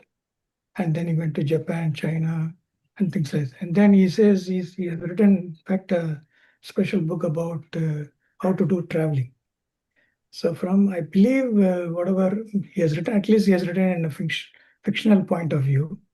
And after reading that, my mindset completely changed. After reading all the 20 or 19 short stories, my mind completely changed about India. Because What way it changed your mind? See, the fundamental thing, like, okay, of course, there are so many things are there, and one highlight I can give, which is the rituals part of it, like the dogmas part of it, right? What he says that around, I observed in his one of 450 AD, they introduced sati. Okay, and in the 19th chapter, around 1829 or something, 1820s, the sati got lifted. So this is from reading, I got this observation. He doesn't say, okay, how it was introduced, why it was introduced. He gives that reason. I wish you guys read that to understand why it was done. And then if you come to on the 19th chapter, you will find that why it was lifted and who fought for it and what all they did. and how it was done. This is just one portion. Okay, if you go back to the previous question, like why I'm saying this is important, because how the whole cultural system formed in India, he writes there with all fictional characters. And there, in one case, I noticed they come from Volga, starting from Volga. They come from the Hindu Kush, which is true based on our discussions previously. They come to Hindu Kush and then they come down towards the Ganga side. There, he mentions that they do accept that Indus Valley people, he calls it as Asuras, Indus Valley people are more advanced. What I felt after reading is that right there is a very good author has given us a proof. And then he says also they talk among themselves between two people, I mean, two groups, right? These are different groups. I mean, the outsiders and there the insiders are there. So, I mean, he calls them as the native people or something, right? So they communicate, right? They don't know, they don't understand the language, what they're doing. And they also talk, he also says that the communication between them, that the new entrants and the existing people is always a conflict. And then some guys come and tell that, okay, these guys are using some kind of seals which we don't understand. And the entrant leader, he says that, hey, we have to give credit for them for building such constructions. So after reading that particular chapter or something, I felt really this is one of the key points in understanding that it is really a proof. Because this man has knowledge is so thorough, he mastered Sanskrit. And also he has gone into Sri Lanka, he has gone to Japan, he has gone to Russia. I feel whatever he writes, of course, the first time I also noticed that in his entire books, first time I realized that from a North Indian point of view, especially a person from UP, so well versed, so knowledgeable, and he has really written a different view it gave to me. That's the reason why I said it's so important to read this book, because it's all linked and it's very complex. And the most important thing I like is his timelines. Starting from, it goes all the way up to 8,000 years. And the rice cultivation also comes there, cotton cultivation comes there. So if you look at the Tony Joseph book, right, he mentioned it, cotton. That was my first question in the meetings. So, I mean, this is a really interesting book. I mean, it's on the sideline, you can read slowly, gradually, one chapter at a time. And it is available for $1 in Kindle. There So is I a, asked him, there is a similar book about the European invasion or migration into North America by James Michener. It's called The Centennial. Fascinating book. It talks about a lot of the conflict between the Native American culture and the European culture. And there was also a movie called The Searchers, a brilliant movie.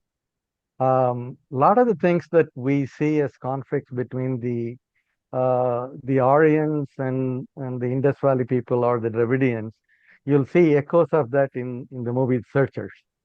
When a European girl is kidnapped by the Native Americans, much to my surprise, the Europeans pretty much abandon her. They think that she's dead.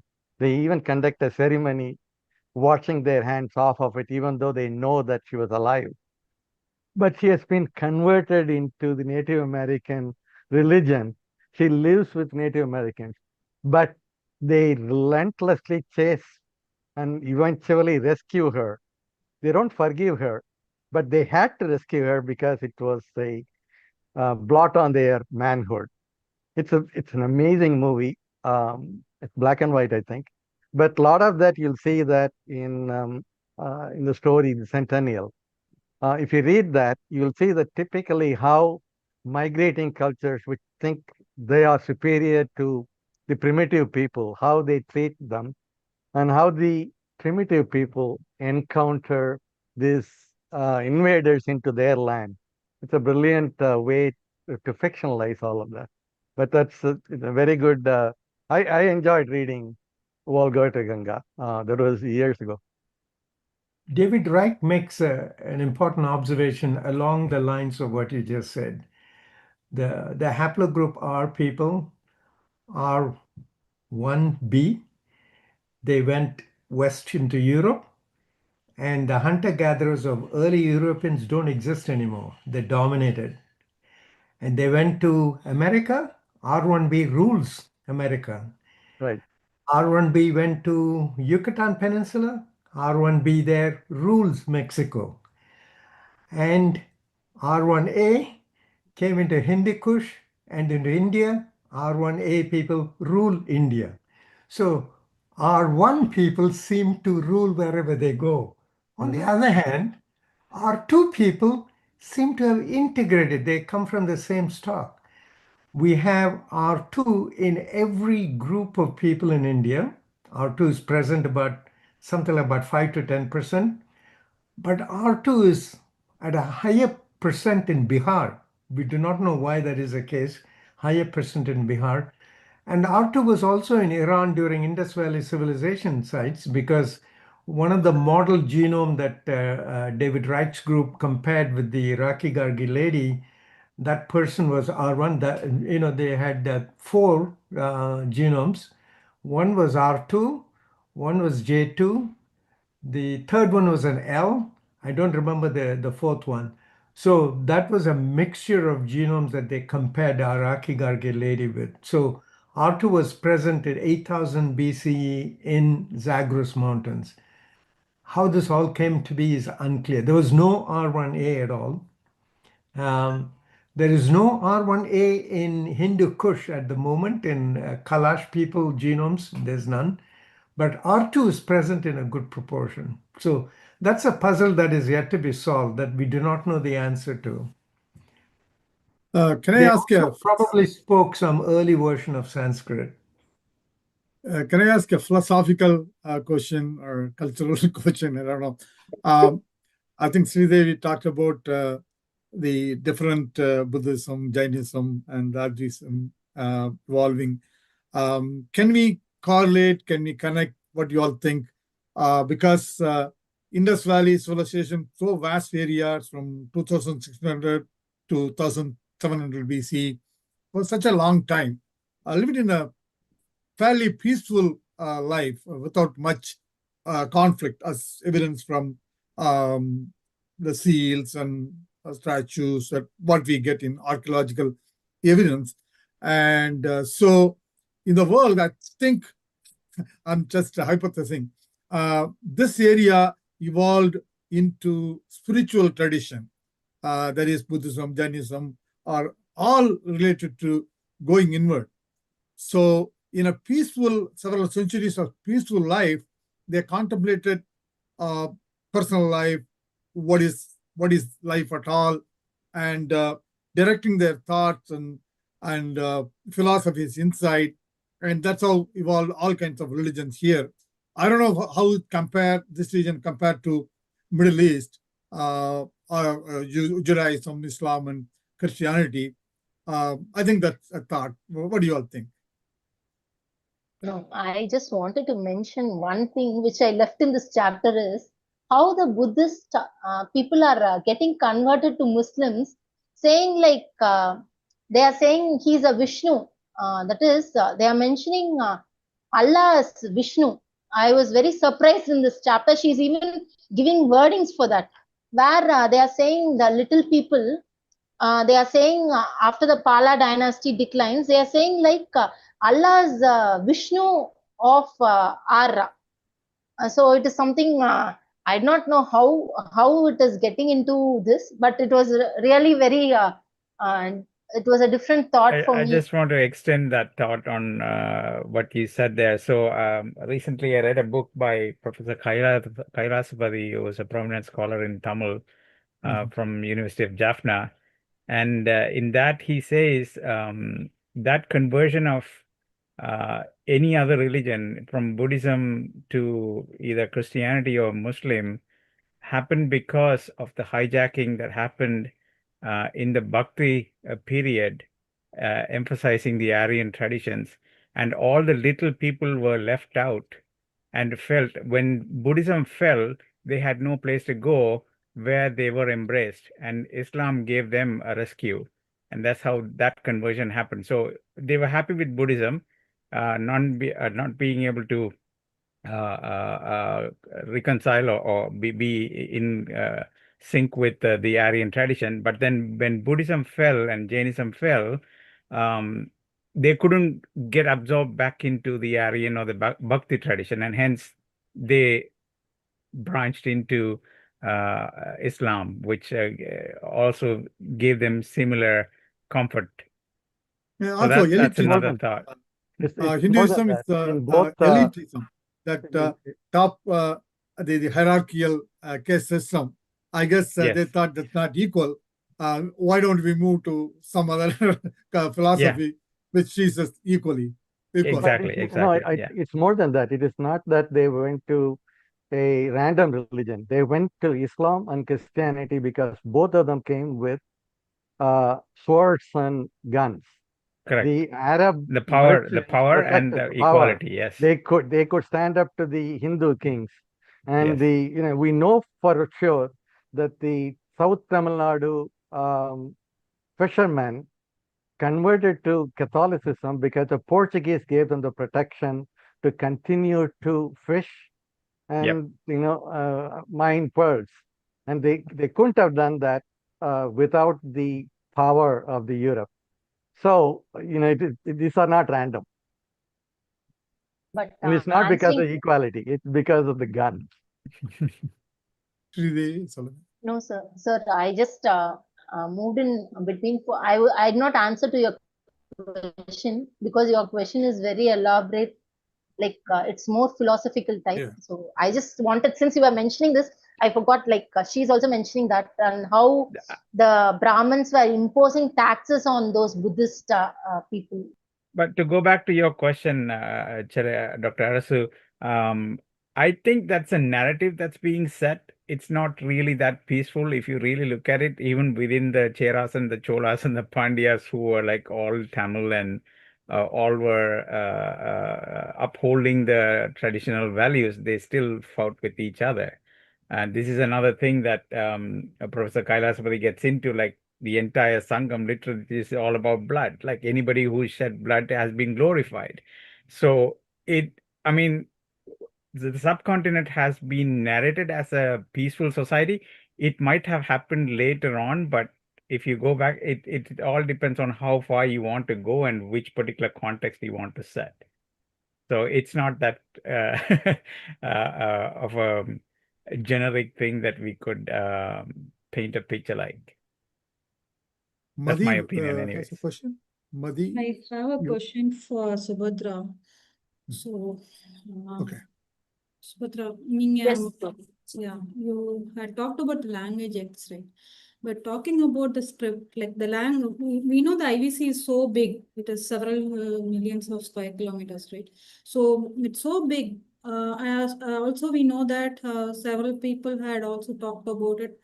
It need not be one language, it could be many languages spoken into that area.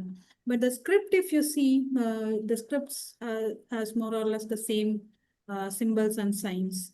And similarly, even if we take the advanced form of Prakrit, that is also unanimous everywhere in North India, right? So, do you have any insights into why the script tended to be the same, though the languages are different?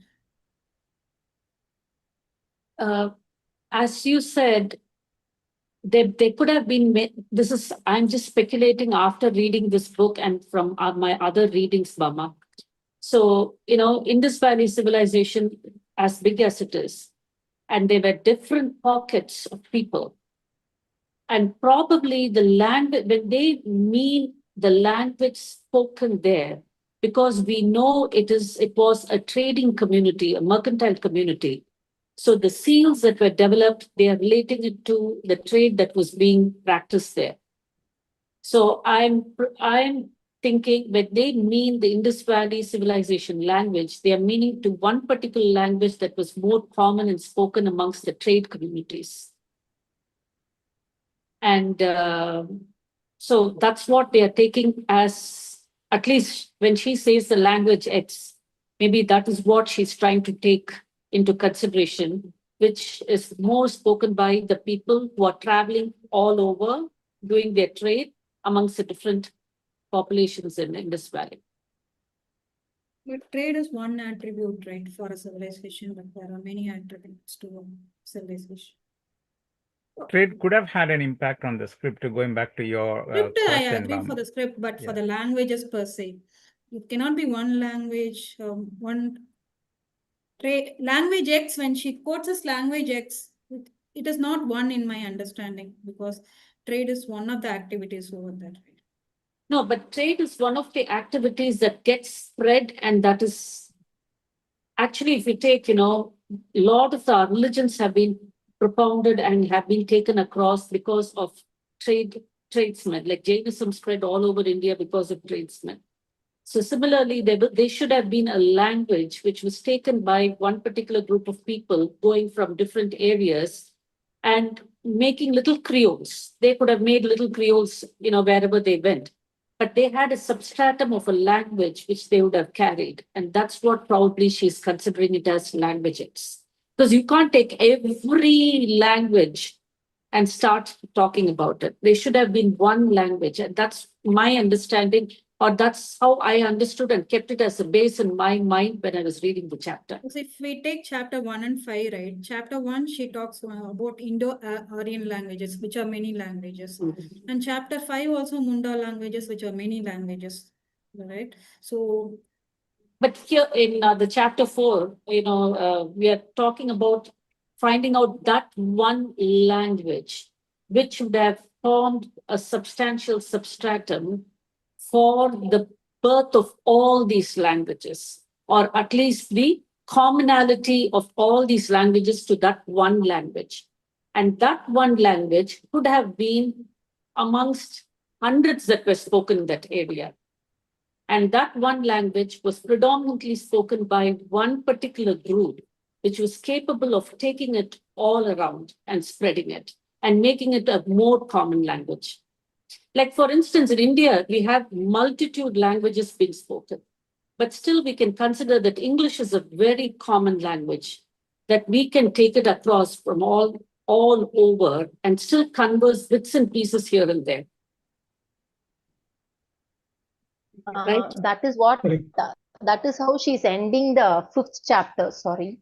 She's saying she's considering English, the same what ma'am said is what she's mentioning.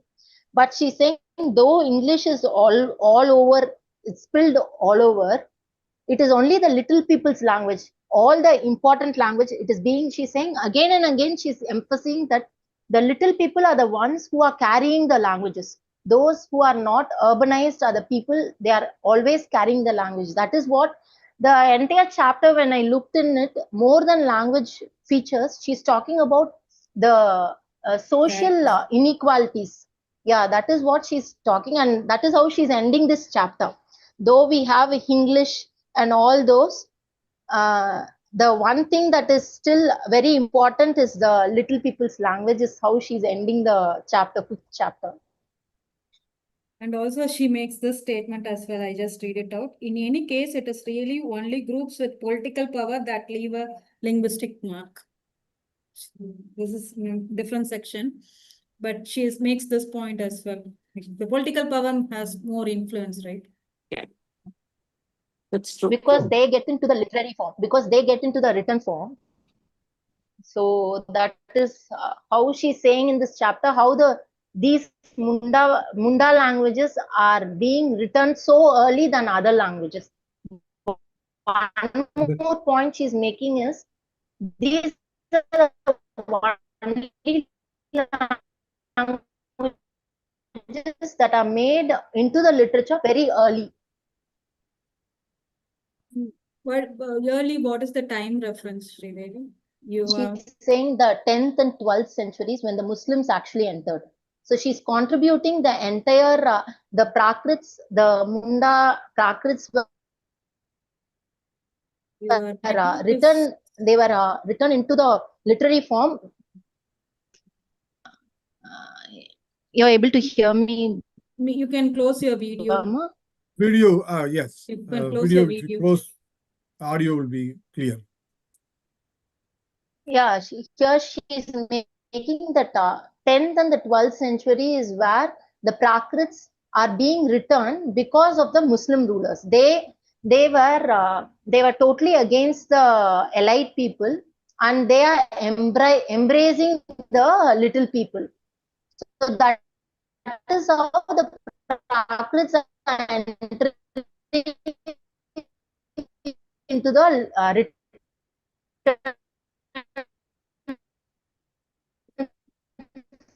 how she's connecting it. How Network is quite bad. these are getting. If you have any other connection, you can join. Sridhar. Yeah, I have one question for the author actually. Why she's calling little people? Yeah. Raj, நீங்க சொல்லுங்க. Oh, I had that people question without too, power. and that's one People of the without things power. that That's it. Without power. Not the ruling class. Or maybe the lowest, or the people who are in the community who do a physical things and they have to communicate No, with them. just ordinary folks who do not have, Ordinary who folks. do not wield power. அவ்வளவுதான். Yes, But yes, doesn't without mean the power. Yeah, yeah. without power. Why Nam not call her Chomsky. நம்ம native? வந்து look how English has progressed in India. They ruled only for 200 years. Yeah. But yet all major things in India are done in English, right? So that's how you can Noam imagine Chomsky, influence of 2000 years. right. Noam Chomsky says the one fundamental point that if a language takes root, whether administratively or power center or international relationship, gradually it replaces other language and becomes one dominant language, like English is becoming in India. I would prefer she calls it as a native speakers Yeah. or something like that. No, this is the way. See what I mean, Sridharan sir. See, to make it easy to understand or make the things to where it comes from, how the language is getting evolved.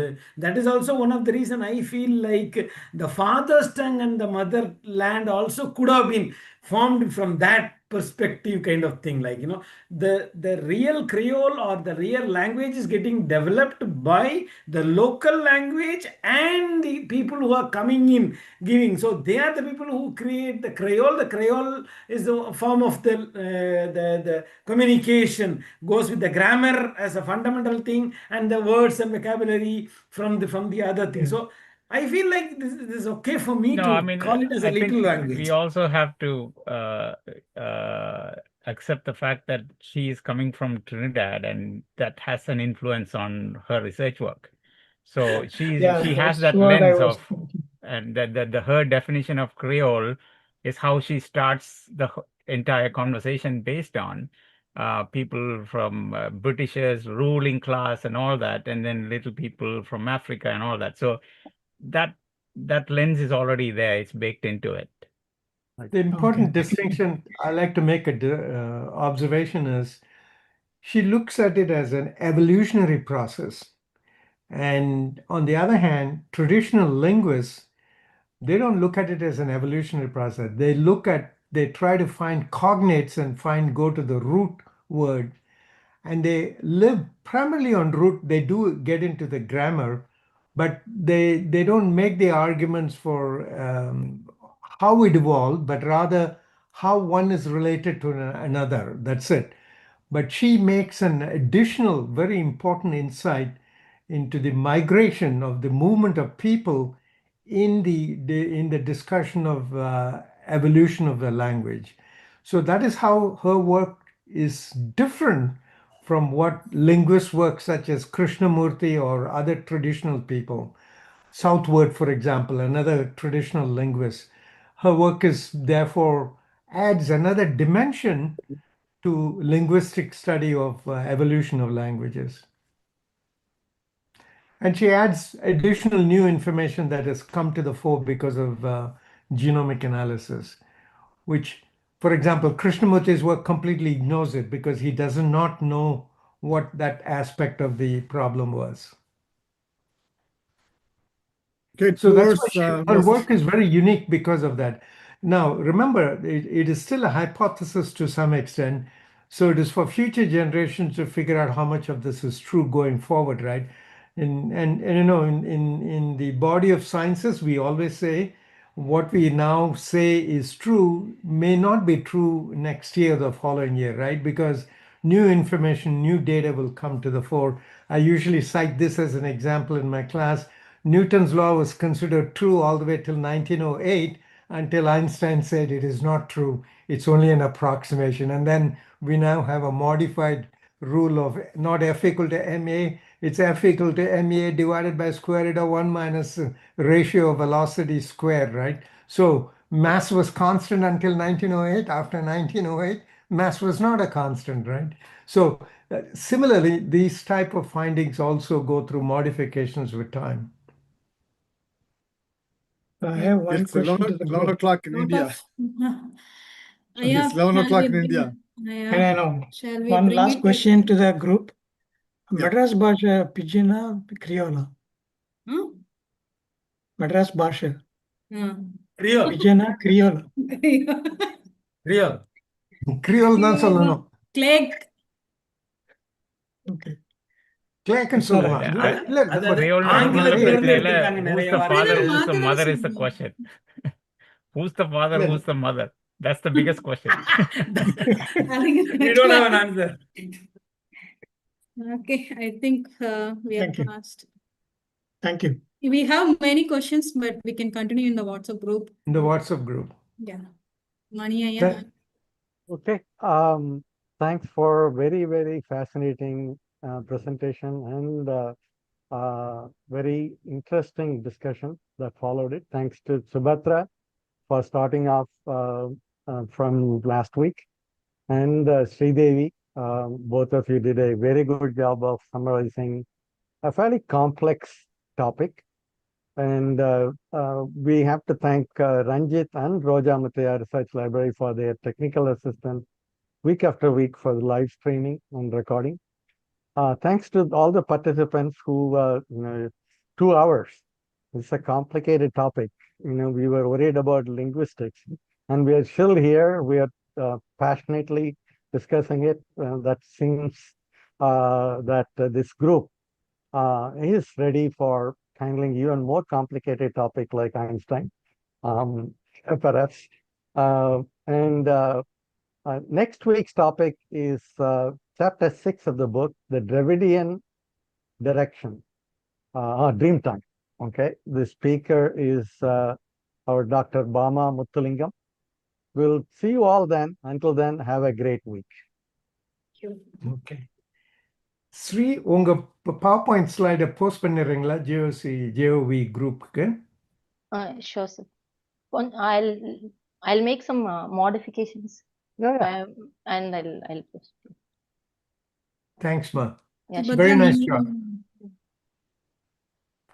Good job. Complicated. Bye. Very complex topic.